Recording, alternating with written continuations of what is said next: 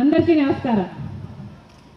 రాజశేఖర రెడ్డి బిడ్డ వస్తుందని చూడాలి అని వినాలి అని మీ అందరూ మండుటి ఎండను సైతం లెక్క చేయకుండా మీ పనులు మానుకొని మా కోసం సమయం చేసుకొని వచ్చారు. మీలో ప్రతి ఒక్కరికి, ప్రతి అన్నకు, ప్రతి తమ్ముడికి, ప్రతి అక్కకు, ప్రతి చెల్లికి మీ రాజశేఖర రెడ్డి బిడ్డ శిరస్సు వంచి చేతులు జోడించి మనస్ఫూర్తిగా నమస్కరించుకుంటోంది.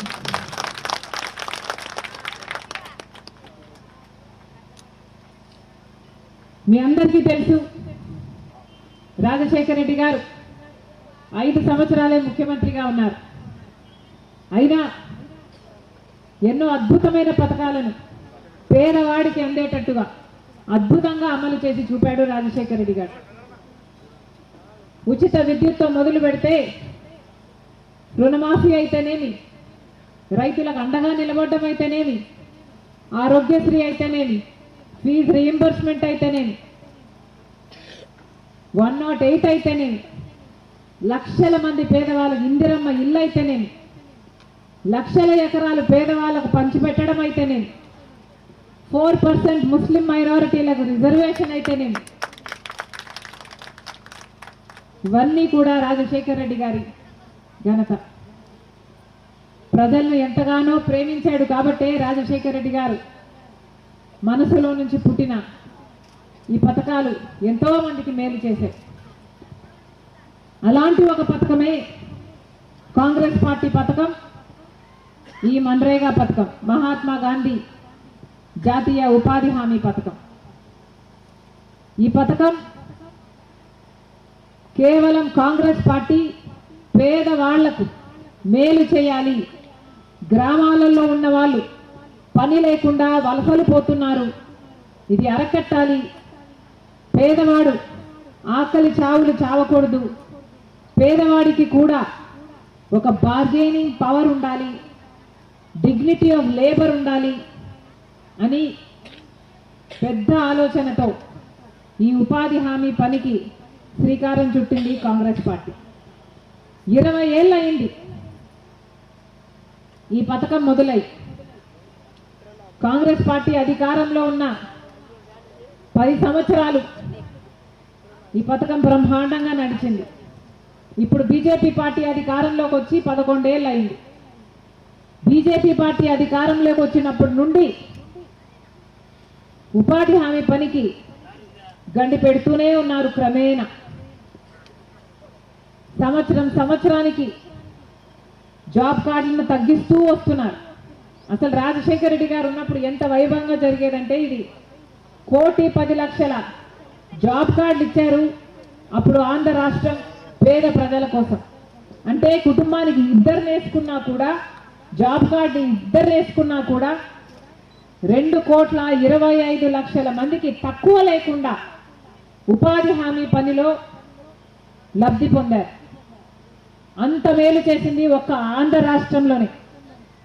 దేశంలో కూడా ఇది ఎంత పెద్ద పథకం అంటే, అసలు ప్రపంచంలోనే ఇంతమందికి, కోట్ల మందికి ఉపాధినిచ్చే పథకం ఇంకొకటి లేదని దేశ విదేశాల నుంచి కూడా వచ్చి దీని మీద రీసెర్చ్ పేపర్లు తయారు చేసిన తరుణాలు ఎన్నో ఉన్నాయి. అంత గొప్ప పథకము ఈ ఉపాధి హామీ పథకం. అంతమంది పేదలకు మేలు చేసిన పథకం, కోట్ల మంది ప్రజలలో వెలుగులు నింపిన పథకం. మేము వెళ్ళొచ్చు, పని చేసుకోవచ్చు, పని చేసుకున్న 15 రోజుల్లోనే మాకు జీతం వస్తుంది, వేతనాలు వస్తాయి అని నమ్మకం కలిగించి ఎన్నో జీవితాలను, కుటుంబాలను నిలబెట్టిన పథకం ఈ ఉపాధి హామీ పథకం. ఇందాక ఈ తమ్ముడు చెప్పినట్టుగా తను చదువుకోవడానికి కావాల్సిన డబ్బులు కూడా సేకరించుకోవడానికి ఉపాధి హామీ పనికొచ్చింది అంటే, ఇలా ఎంతమంది జీవితాలలో మార్పు తెచ్చింది ఉపాధి హామీ పథకం. అలా ఇంతవరకు నిలబడిన ఈ ఉపాధి హామీ పథకాన్ని ఇప్పుడు బీజేపీ పార్టీ ఈ పథకాన్ని తొలగించి ఇంకొక కొత్త చట్టాన్ని తీసుకొస్తున్నారు. దాని పేరు బీబీగ్రామ్. మహాత్మా గాంధీ పేరు ఉన్న ఈ ఉపాధి హామీ పథకాన్ని తొలగించి బీబీగ్రామ్ అని బీజేపీ కొత్త చట్టాన్ని తెస్తుంది. అంటే మహాత్మా గాంధీ ని ఖూనీ చేసిన ఆర్ఎస్ఎస్ సభ్యుడు గాడ్సే ఎలాగైతే మహాత్మా గాంధీని హత్య చేశారో ఇప్పుడు మహాత్మా గాంధీ పేరు ఉన్న ఈ ఉపాధి హామీ పథకాన్ని కూడా కూనీ చేయడానికే పుట్టాడు నరేంద్ర మోడీ. ఇద్దరికీ పెద్ద తేడా లేదు. గాడ్సే మహాత్మా గాంధీని చంపాడు, నరేంద్ర మోడీ మహాత్మా గాంధీ ఆశయాలను చంపుతున్నారు. ఇద్దరికీ పెద్ద తేడా లేదు.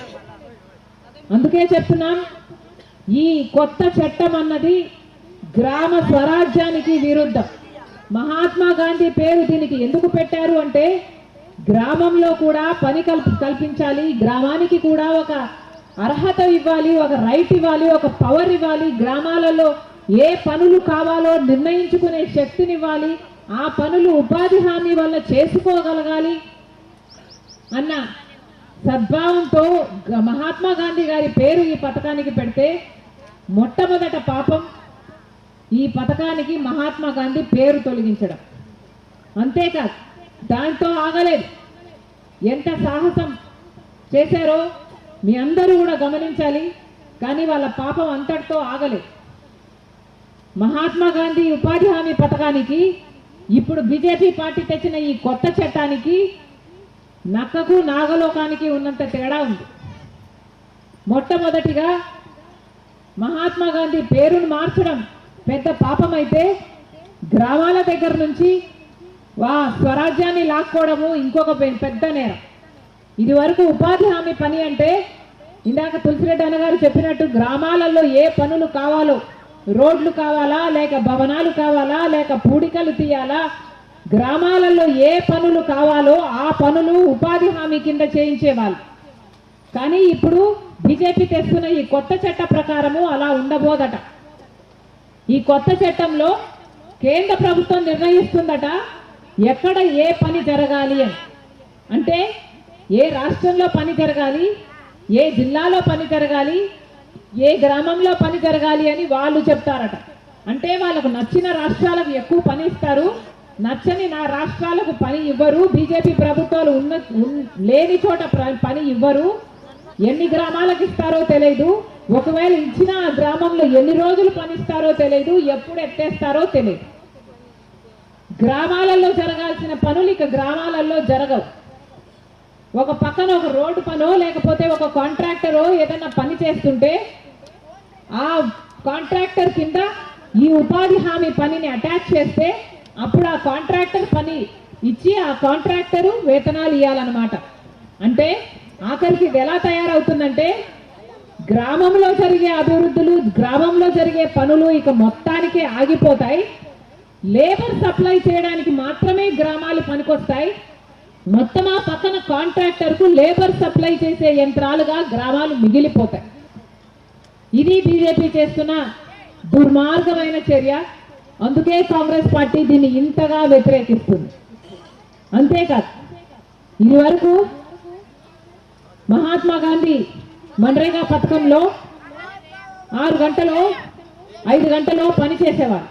ఇప్పుడు ఈ కొత్త చట్టంలోనట 12 గంటలు పని చేయాలట. చేతనవుతుందా 12 గంటలు పని చేయడానికి? ఆడవాళ్ళకు కాదు కదా, కనీసం మగవాళ్ళకు కూడా చేత కాదు. ఏ పెద్దమ్మా చేతనవుతుందా? నువ్వు పనికి వెళ్ళేదానివి కదా, చేయలేవు. అసలు పెద్దమ్మకు గుర్తే ఉండుంటుంది. అమ్మ పెద్దమ్మ, రాజశేఖర రెడ్డి గారు ఉన్నప్పుడు మీరు పనికి వెళ్ళినప్పుడు ఆటో ఛార్జీలు కూడా ఇచ్చేవాళ్ళట కదా, ఉపాధి హామీ పనికి ఆటో ఛార్జీలు ఇచ్చేవారట, మజ్జిగ ఇచ్చేవాళ్ళట, పక్కన ఊర్లో ఒక ఆమె చెప్పింది రస్నా కూడా ఇచ్చేవాళ్ళట కదా, టెంట్లు కూడా వేసేవాళ్ళట గర్భిణీ స్త్రీలకు, ముసలోళ్లకు కూర్చొని కొంచెం రెస్ట్ తీసుకోవడానికి. కానీ ఈ మధ్య అవేవీ లేవు. ఇప్పటికే ఉపాధి హామీ పనిని ఎంత దిగజార్చాలో అంతా దిగజార్చారు. ఒకే సంవత్సరంలో 18.5 లక్షల జాబ్ కార్డులు తొలగించింది ఒక్క ఆంధ్ర రాష్ట్ర ప్రభుత్వమే. చంద్రబాబు గారు ముఖ్యమంత్రి అయిన తర్వాత 2025లో 18.5 లక్షల జాబ్ కార్డులను తీసేశారు. అంటే కనీసం 36 లక్షల మందికి ఉపాధి హామీ పని నుండి తొలగించేశారనమాట. మరి వీళ్ళకి చిత్తశుద్ధి ఉంది అనుకోవాలా ఉపాధి హామీ మీద? ముమ్మాటికి లేదు. అన్నిటికంటే పెద్ద తేడా, అన్నిటికంటే ఎక్కువ ఎఫెక్ట్ ఇచ్చే తేడా ఏమిటంటే నిధులు. మహాత్మా గాంధీ ఉపాధి హామీ పనిలో పూర్తి నిధుల బాధ్యత కేంద్రానిదే. కేంద్రం పూర్తి నిధులు ఇచ్చేది. కానీ ఇప్పుడు ఈ కొత్త చట్టంలో 60% కేంద్రం పెట్టుకుంటుందంట, 40% రాష్ట్రాలే పెట్టుకోవాలట. మన రాష్ట్రం పెట్టుకునే స్థితిలో ఉందా లేదా? మన రాష్ట్రం ఇప్పటికే ఒక అప్పుల కుప్పైంది. జగన్మోహన్ రెడ్డి గారి పుణ్యమా అని, చంద్రబాబు గారి పుణ్యమా అని ఇప్పటికే 14 లక్షల అప్పుల కుప్ప మన రాష్ట్రం మీద ఉంది, మన బిడ్డల మీద ఉంది. ఈ అప్పులే తీర్చుకోవాల్సి ఉంది. కనీసం ప్రభుత్వ ఉద్యోగస్తులకు జీతాలు ఇచ్చుకోవడానికి కూడా మన ప్రభుత్వం దగ్గర డబ్బులు లేవు, అప్పులే చేస్తున్నారు. ఇలాంటి పరిస్థితిలో ఉపాధి హామీ పనికయ్యే 40% ఖర్చు మన రాష్ట్రం పెట్టుకునే స్థితిలో ఉందా? ముమ్మాటికి లేదు. కాబట్టి ఉపాధి హామీ పని రాష్ట్రంలో అంత ఇవ్వబోరు. ఎందుకంటే 40% ఖర్చు రాష్ట్రాన్ని మీద పడబోతుంది. కాబట్టి ఉపాధి హామీ పని రాష్ట్రంలో 40% ఖర్చు వస్తుంది కాబట్టి ఇవ్వకపోతే కేంద్రం ఇవ్వాల్సిన 60% కూడా ఇవ్వాల్సిన పనే ఉండదు ఇంకా. ఎందుకంటే రాష్ట్రంలో పనే జరగకపోతే వీళ్ళు 40% పెట్టుకోకపోతే వాళ్ళకి 60% పెట్టుకునే అవసరం కూడా రాదు. ఇది వీళ్ళ కుట్ర. ఉపాధి హామీకి అయ్యే ఖర్చును మిగిలించుకోవడానికే ఈ చట్టంలో మార్పులు తెస్తున్నారు. ఇంత ఘోరంగా, ఇంత దారుణంగా ఈ ఉపాధి హామీ మీద దెబ్బ కొడుతున్నారు. కేవలం ఈ డబ్బులు మిగిలించుకోవడానికి. ఉపాధి హామీ పని అంటే పేదవాళ్లకు పోతుంది. అదే డబ్బులు ఏ కాంట్రాక్టర్కో ఇంకో పనికో ఇస్తే ఆ కాంట్రాక్టర్ వల్ల బీజేపీ పార్టీ నాయకులకో లేక బీజేపీ పార్టీ బినాములకో కమిషన్ల కింద మళ్ళీ పార్టీకే వచ్చి చేరుతుంది అన్నదే వాళ్ళ స్కీమ్. అందుకే ఈ దుర్మార్గాన్ని చేస్తున్నారు. చంద్రబాబు గారు ఇలాంటి బిల్లుకు మద్దతు ఇచ్చి వచ్చారు. ఉపాధి హామీని మారుస్తున్నారు. ఉపాధి హామీకి ఇది వరకు 500 కోట్లు అయితే ఇప్పుడు ఈ కొత్త చట్టంలో 5,000 కోట్లు అవుతుంది. మరి చంద్రబాబు గారు ఏం ఆలోచించారో, ఎందుకు ఆలోచించారో, ఎందుకు మద్దతు ఇచ్చారో చంద్రబాబు గారే సమాధానం చెప్పాలి. అక్కడేమో కేంద్రంలో ఈ బిల్లుకు, ఈ దుర్మార్గమైన దరిద్రమైన బిల్లుకు మద్దతు ఇచ్చారు. మళ్ళీ ఢిల్లీ చుట్టూ తిరుగుతూ డబ్బులు అడుగుతున్నారు. ఉపాధి హామీ పథకానికి డబ్బులు ఇవ్వండి అని. అంత దరిద్రమైన బిల్లుకు మద్దతు ఇవ్వడం ఎందుకు? ఆ తర్వాత ఢిల్లీ చుట్టూ మళ్ళీ నిధులు ఇవ్వండి ఉపాధి హామీ కోసము అని తిరగడం ఎందుకు? చంద్రబాబు గారు సూటిగా అడుగుతున్నాము, సమాధానం చెప్పాలి. ఎందుకంటే ఇది ఆంధ్ర రాష్ట్ర ప్రజలకు సంబంధించిన విషయం. ఉపాధి గ్రామాలలో తీసేస్తే ఇక ఉపాధి ఉండదు, పని ఉండదు. దానివల్ల వలసలు పెరుగుతాయి లేదా ఆకలి చావులు పెరుగుతాయి. ఇప్పటికే మన బిడ్డలకు ఉద్యోగాలు లేవు. డిగ్రీలు పీజీలు చదివిన బిడ్డలకు ఇప్పటికే ఉద్యోగాలు రావటం లేదు. ఇప్పటికీ కూడా డిగ్రీలు పీజీలు చదివిన మన బిడ్డలందరూ ఏ డ్రైవర్లుగానో ఏ గిగ్ వర్కర్లుగానో పనిచేస్తున్నారు. ఇక ఉపాధి హామీ పని మీద కూడా గండి కొడితే ఇక మరి ఎట్లా పని చేసుకోవాలి, ఎట్లా కూడి తినాలి, ఎట్లా కుటుంబాలు ఎట్లా సాకాలి?